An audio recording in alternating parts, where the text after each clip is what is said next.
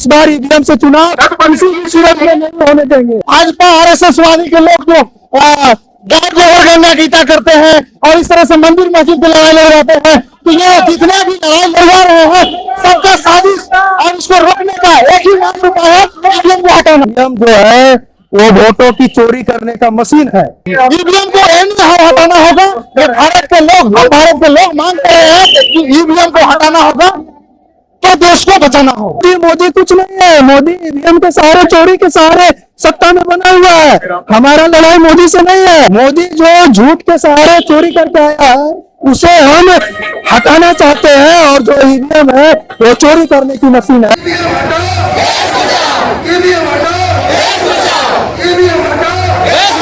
EVM हटाओ देश बचाओ का जो गुस्सा है अब धीरे धीरे पूरे देश में फैल गया है, और यह गुस्सा सड़कों पर भी दिखाई देने लगा है। और गांव घर से निकल करके जो मतदाता है, जो अपने मताधिकार का प्रयोग लोकतंत्र में जिन जनप्रतिनिधियों को चुनते हैं, कहीं न कहीं जिस तरह से लगातार उनके मताधिकार का गलत प्रयोग किया जा रहा है, वोट कहीं और देते हैं, वोट कहीं और चला जाता है, यह आक्रोश गांव घर के मतदाताओं में भी कहीं न कहीं देखने के लिए मिल रहा है। और सीधे तौर पर केंद्र में शासित जो भारतीय जनता पार्टी की सरकार है और चुनाव आयोग है, दोनों को सीधे तौर पर यह खुली चेतावनी है और यह मांग कर रही है गांव घर के लोग, मतदाता देश के, कि ईवीएम हटा करके बैलेट पेपर से देश के भीतर जो है चुनाव कराया जाए। और राजधानी रांची में इस वक्त में है, राजधानी रांची का मोरहाबादी का मैदान है, और यहाँ पर आप हजारों की जनसंख्या में आप लोगों को देख सकते हैं, जहां पर हर किसी के हाथ में ईवीएम हटाओ, संविधान बचाओ, ईवीएम से संविधान खतरे में है, ईवीएम हटाओ, बैलेट पेपर से चुनाव कराओ, ईवीएम हटाओ, लोकतंत्र खतरे में, जिसे तमाम तख्तियों के साथ जो यहाँ पर महिलाएं जो मताधिकार का प्रयोग करती है, जो वोट देती है, वो सभी लोग यहाँ पर पहुंचे हुए हैं। विभिन्न ईवीएम हटाओ देश बचाओ संयुक्त मोर्चा के तत्वाधान में जो है किया जा रहा है। यहाँ पर साफ तौर पर आप देख सकते हैं कि ईवीएम हटाओ बैलेट पेपर लाओ नारेबाजी भी किया जा रहा है। यहाँ पर 1927 में डॉक्टर भीमराव अंबेडकर के द्वारा जिस समता के अधिकार के लिए जो है एक संस्था का निर्माण किया गया था, जिसका नाम है समता सैनिक दल, वह समता सैनिक दल के सैकड़ों लोग यहाँ पर पहुंचे हुए, कई सामाजिक अगुवा, राजनीतिक अगुवा भी इस कार्यक्रम में हिस्सा लिए हुए।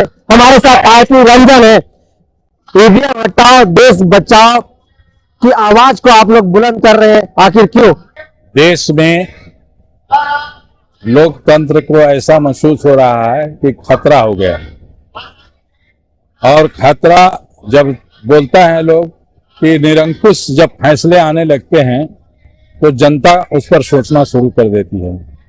और आप चुनाव से पहले ही बोलना शुरू कर दी कि अब की बार 400 पार, तो इस संबंध में स्पष्ट फिर चुनाव किस लिए करना, छोड़ दीजिए, 400 पार है ये हैं। तो ये जनता ने फैसला लिया, हर यूनिट ने फैसला लिया कि जो भी है ऐसे इलेक्ट्रॉनिक मीडिया आती,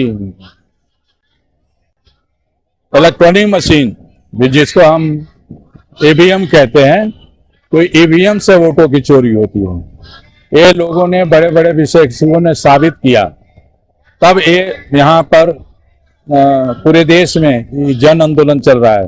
भानु प्रताप जी, राजेंद्र पाल जी, ये प्रोफेसर, तमाम लोग लगे हुए हैं।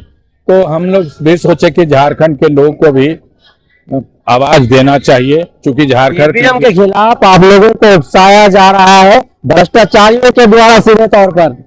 नहीं, ये आपका कहना अलग बात है, आपकी सोच हो सकती है कि ईवीएम के लिए भ्रष्टाचारियों से उकसाया जा रहा है।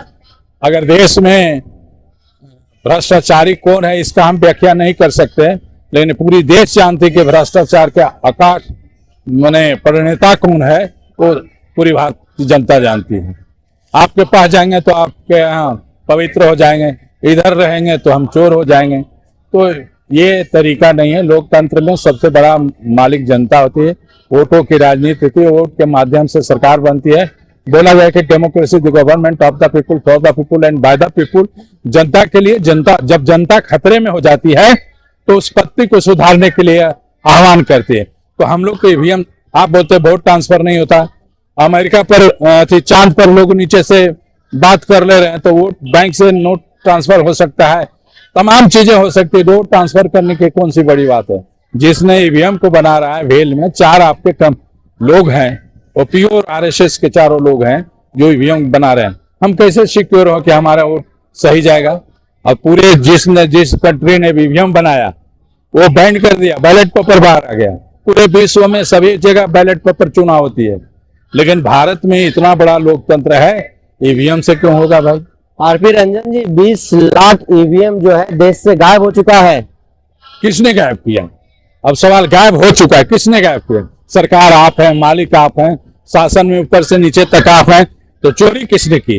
ये तो आपके विषय है ना, आप उसको पता कीजिए कि कहाँ गया। आपके पास सीबीआई, ईडी है, तमाम इंटेलिजेंस, सेना के इंटेलिजेंस, तमाम फोर्सेज आपके हाथ में है, तो चोर विदेश से तो आया नहीं है। चोर तो यही 20 लाख जो ईवीएम चोरी हुई है, तो आपको पता है कि आप कहाँ रखे हैं। तो क्या आरएसएस के लोग अपने हिसाब से, अपने अनुसार ईवीएम का निर्माण कर रहे हैं? देखिए, ये अपने हिसाब से तो पूरा देश से चला रहे हैं, ऊपर से नीचे तक उन्हीं के हाथ है, दूसरा के थोड़े है। आज लोकतंत्र में किसी को बोलने का हक नहीं है।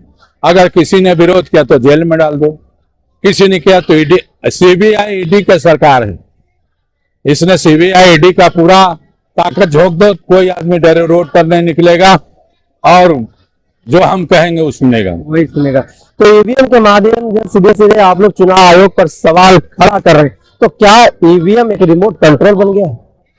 सवाल खड़ा नहीं कर रहे हैं, क्योंकि ईवीएम की कार्य प्रणाली अगर आप समझेंगे तो ईवीएम जो चलता है वो एक सॉफ्टवेयर, गुप्त कोड जिसको कहते हैं, उसके द्वारा संचालित होता है। और उसको जिस तरीके से उस कोड को बनाया जाए, सॉफ्टवेयर को बनाया जाए, उसके हिसाब से वोटिंग का पैटर्न हो सकता है, उसके हिसाब से वोटों का हेराफेरी हो सकती है। और निश्चित रूप से जब बहुजन समाज में जागृति आई, मूल निवासी बहुजन समाज के लोग सत्ता में आने लगे, बहन कुमारी मायावती उत्तर प्रदेश में मुख्यमंत्री बन गई, तब से इन्होंने पूरे देश में यह निर्णय लिया कि ईवीएम को लागू करेंगे और वोटों की चोरी करके सत्ता पाएंगे। पहले कौन लोग? सीधा सीधा अगर हम कहें तो इस देश में जो असमानता की व्यवस्था बनाए रखना चाहते हैं, जिन्हें हम अनुवादी कहते हैं, उन लोगों ने ऐसा किया है। और निश्चित रूप से बहुजन, पिछड़े, दलित, शोषित, वंचित समाज के लोगों को सत्ता से दूर रखने का ये उपाय है। और आपको आश्चर्य होगा कि कांग्रेस भी इसके विरुद्ध नहीं बोल रही है, जबकि एक पर एक चुनाव हारती जा रही है, क्योंकि कांग्रेस ने इसे लागू किया था और इसकी सबसे बड़ी जो बेनिफिशियरी सबसे शुरुआत में कांग्रेस रही। और आपको यह विदित होगा कि इसके विरुद्ध माननीय लाल कृष्ण आडवाणी, जो भाजपा के वरिष्ठ नेता, मार्गदर्शक हैं, भारत रत्न भी नवाजा जा चुका, उन्होंने विरोध किया था सबसे पहले 2009 में। 2013 में कुछ पिटीशन जो आया था, उसके आधार पर सुप्रीम कोर्ट ने निर्णय दिया था कि पारदर्शी और निष्पक्ष तरीके से ईवीएम से वोटिंग कराना संभव नहीं है। एक और बात आपको कहना चाहूंगा कि आप वोट जब करते हैं तो जाते हैं तो प्रिजाइडिंग ऑफिसर आपका सीरियल नंबर नोट करता है, और जब इलेक्ट्रॉनिक वोटिंग मशीन में वोट करते हैं तब भी सीरियल नंबर से वोटिंग होता है। तो गुप्त मतदान की जो व्यवस्था थी, अब आप जिसमें वोट किए वो वोट जो अधिकारी वो जान सकता है इस सीरियल नंबर पर फलाना व्यक्ति आया था, उसने फलानी पार्टी को वोट दिया। तो गुप्त मतदान की जो प्रक्रिया है वो नहीं हो पाई। अब इसके बारे में हमारा सरकार से अनुरोध है कि जन की आवाज सुनिए, जनता का शासन है, जनता मांग कर रही कि ईवीएम से वोटिंग हो। दिल्ली में इतनी बड़ा जो संख्या में लोगों ने घेरा था। क्या आप लोग सीधे तौर पर यह कह रहे हो कि भाजपा वोट चोरी करके जो है सत्ता में काबिज होती है? निश्चित रूप से न सिर्फ भाजपा, कांग्रेस ने भी वोट चोरी करके सत्ता में काबिज हुए थे। अब भाजपा की बारी है, दोनों फायदा उठा रहे हैं और हम लोग आवाज उठाने का इसलिए काम कर रहे हैं कि आप, हमारे राम मनोहर लोहिया साहब ने कहा था, बहुत बड़े समाजवादी नेता हुआ करते थे इस देश के अगुआ, उन्होंने कहा था कि जब सड़कें वीरान हो जाती हैं तो संसद आवारा हो जाता है। हम सड़क में आवाज उठाने का काम कर रहे हैं और सरकार से हमारा यही अपील है कि आप हमारी बात सुने और बैलेट से, हम मतदान चाहते हैं, बैलेट से मतदान कराएं और इस जनता को जो है उसके विश्वास को कायम रखने का काम करें और साथ ही साथ संवेदनशील सरकार बने, जिससे पिछड़े, दलित, शोषित, वंचित समाज का भी भला हो, सबका कल्याण हो। सबका कल्याण हो। सीधा सवाल है, आप लोग कह रहे हैं कि ईवीएम से देश के संविधान को खतरा है, संविधान खतरे में, कैसे? देखिए, जनता के मतों से जब कोई सरकार बनती है तो जनता के लिए काम करती है। उनके हक अधिकार के लिए काम करती है। लेकिन जब ईवीएम से सरकार बन रही है तो जो भी काम देश में हो रहे हैं वो मनमाने तरीके से हो रहे हैं। मैं एक सवाल करता हूं कि यह देश संविधान और मेरा प्रियम्बल में क्या कहता है? समता, स्वतंत्रता, बंधुत्व, सबको समान न्याय।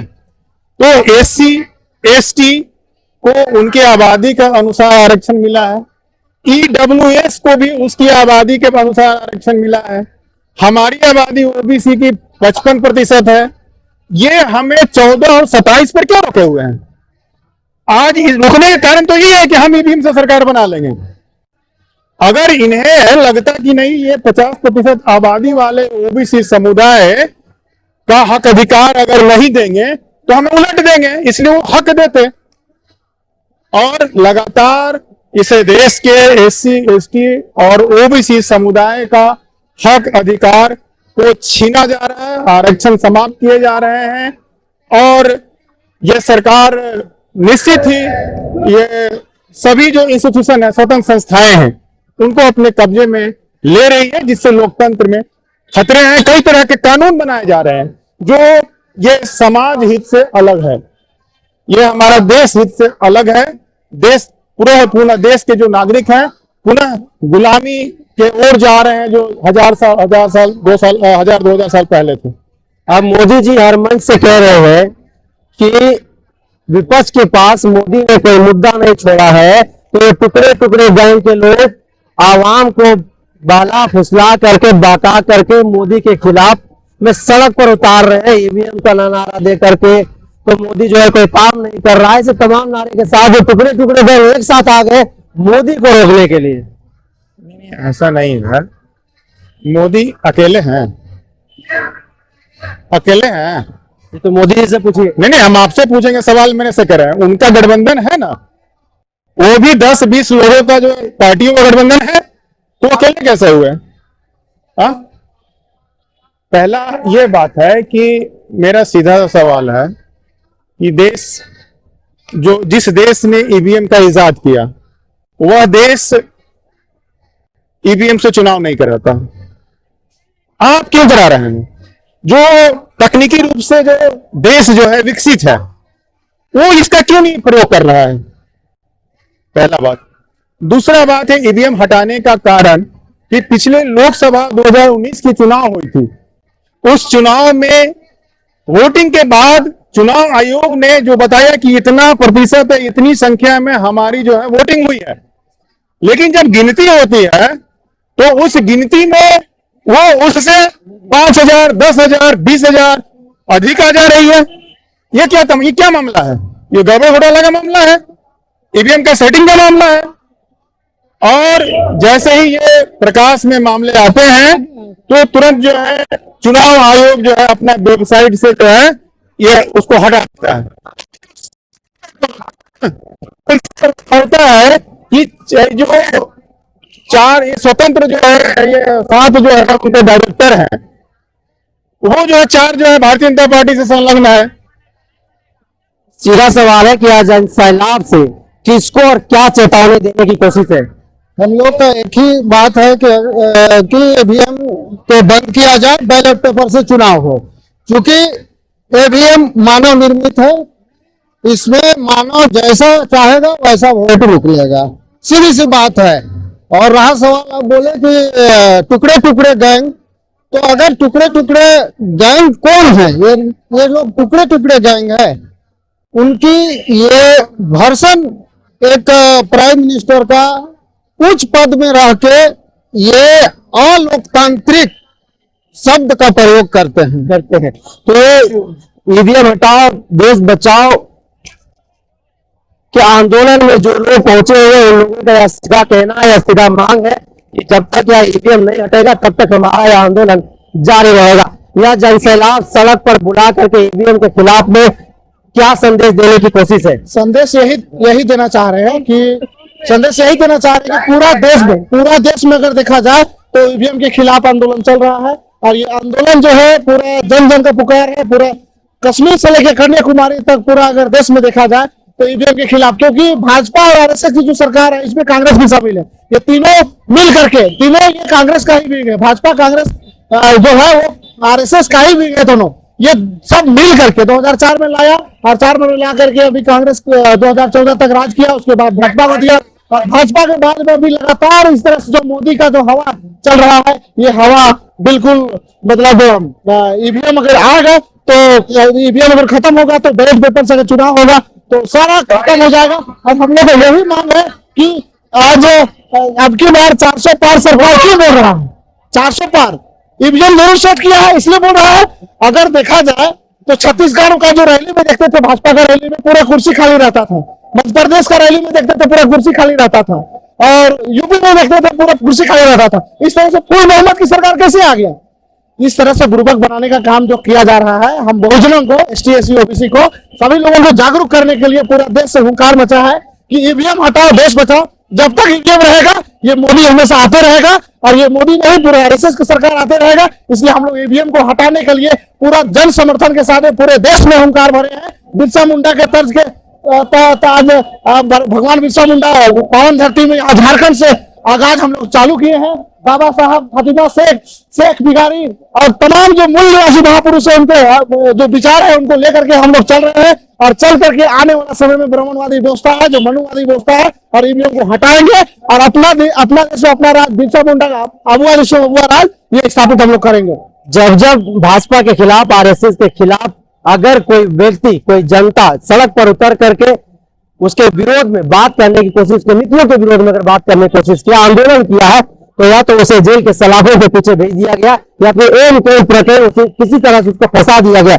आज आप लोग ईवीएम के खिलाफ सड़क पर है, आपको भी जेल भेज दिया जाएगा। हमको भी भाजपा सरकार जेल भेजा था, लेकिन हमारे जो बाबा साहब का जो संविधान है उनके तहत हमको विश्वास था, हमको न्याय में विश्वास था, इसलिए हम भी बाहर आए। और हम उस समय जब भाजपा सरकार जब जेल भेजा था, उस समय एसटी एससी एट्रोसिटी एक्ट को कमजोर करने का काम यही भाजपा और आरएसएस वाले मिलकर के कर रहे थे। उसका विरोध पूरा देश में हुआ और पूरा देश के साथ साथ आज पूरा देश ऐसा जागरूक हुआ कि मजबूरन केंद्र सरकार को झुकना पड़ा और झुक करके हम लोगों का जो कानून है वो कानून बचा। और कानून बचने के साथ साथ आज अगर बोला जा रहा है कि भाजपा जेल भेजती है, तो जेल से हम लोग डरने वाले नहीं है। जेल में कितने लोगों को रखेंगे? अरे पूरा देश में हमारा संख्या जो है 85% है, 85% है। 85% के लिए जगह जेल में नहीं बचेगा। अभी तो 1% भी नहीं रहा। तुम जेल कितना भेजोगे? कितने लोगों को भेजोगे? जेल कितना भेजोगे? कितना लाठी मारोगे? कितना कुछ करोगे? हम लोग रुकने वाले नहीं है, हम लोग आगे बढ़ेंगे और जितने भी महापुरुष उनके अधूरे सपने को पूरा करेंगे। मकसद है ईवीएम हटाओ देश बचाओ। ईवीएम को हटाना होगा। ये भारत के लोग मांग रहे हैं कि ईवीएम को हटाना होगा तो देश को बचाना होगा। तो सीधे तौर पर यह ऐलान है, चाहे उनको जेल में डाल दीजिए, चाहे उन्हें हत्या करवा दीजिए, लेकिन जब तक ईवीएम को हटाया नहीं जाएगा तब तक यह आंदोलन जारी रहेगा। बिल्कुल जारी रहेगा आंदोलन, क्योंकि ईवीएम ही मेन जड़ है। ईवीएम के चलते ही ये भाजपा आरएसएस वादी के लोग जो गाय गोबर गंगा गीता करते हैं और इस तरह से मंदिर मस्जिद पे लड़ाई लड़ जाते हैं, तो ये जितने भी लड़ाई लड़ा रहे हैं सबका साजिश और उसको रोकने का एक ही मात्र उपाय है, ईवीएम को हटाना। ईवीएम से देश के संविधान को खतरा है। कैसे? बहुत ही जबरदस्त खतरा है। और ईवीएम जो है वो वोटों की चोरी करने का मशीन है और इसीलिए हम लोग प्रमाण है, बहुत प्रमाण है। 2013 में सुप्रीम कोर्ट ने कहा कि ईवीएम से फ्री फेयर एंड ट्रांसपेरेंट चुनाव नहीं होगा और पूरे देश में आज सुप्रीम कोर्ट में केस पेंडिंग है। जिन्होंने जो अपना प्रत्याशी जो खुद प्रत्याशी होता है उसका भी वोट उसको नहीं मिलता है। हजारों प्रमाण है। और ईवीएम जो बनाता है वही इसका यूज नहीं करता है, वही सबसे बड़ा प्रमाण है कि इसको हैक किया जा सकता है। तो सीधे तौर पर मोदी को आप लोग खुली चुनौती दे। मोदी कुछ नहीं है। मोदी ईवीएम के सहारे, चोरी के सहारे सत्ता में बना हुआ है। हमारा लड़ाई मोदी से नहीं है। मोदी जो झूठ के सहारे चोरी करके आया है उसे हम हटाना चाहते हैं और जो ईवीएम है वो चोरी करने की मशीन है। चुनाव आयोग पर आप लोग सवाल खड़ा कर रहे हैं, तो क्या चुनाव आयोग किसी के रिमोट कंट्रोल के माध्यम से संचालित किया जा रहा है? पूरी तरह से। आज चुनाव आयोग का जो अध्यक्ष होता है, आप देख लीजिए, आरएसएस मैन का होता है। और चुनाव आयोग ये बोलता है, वो आज हलफनामा दिए सुप्रीम कोर्ट में कि हम ऐसा माइक्रो प्रोसेसर बनाते हैं जो एक बार ही बनाया जाता है, दोबारा उस पर छेड़छाड़ नहीं किया जाता। मैं मास्टर ऑफ साइंस फिजिक्स का पढ़ा हुआ विद्यार्थी हूँ और मैं माइक्रो जो प्रोसेसर है माइक्रो प्रोसेसर उसको मैंने बनाया है और मुझे पता है कि जो हम माइक्रो प्रोसेसर में डालेंगे वही हमें दिखेगा। तो मैं रिमोट में डालूंगा, अगर 4 मैंने डाला तो स्क्रीन पे 4 ही दिखेगा। ये मैं खुद बनाया हूँ और मैं दावे के साथ कह सकता हूँ ईवीएम को बहुत आसानी से हैक किया जा सकता तो यह चिंगारी है, आग जो आप लोग राजधानी रांची से लगा है, यह चिंगारी कहाँ तक पूरे देश में जाएगा, पूरे देश में जाएगा। और हमारा आप बैनर देख लीजिए, ये पूरे देश स्तर का है और इस बार ईवीएम से चुनाव किसी भी सूरत में नहीं होने देंगे। अगर ईवीएम से चुनाव होगा तो ईवीएम फूटेगा भी, फूटेगा।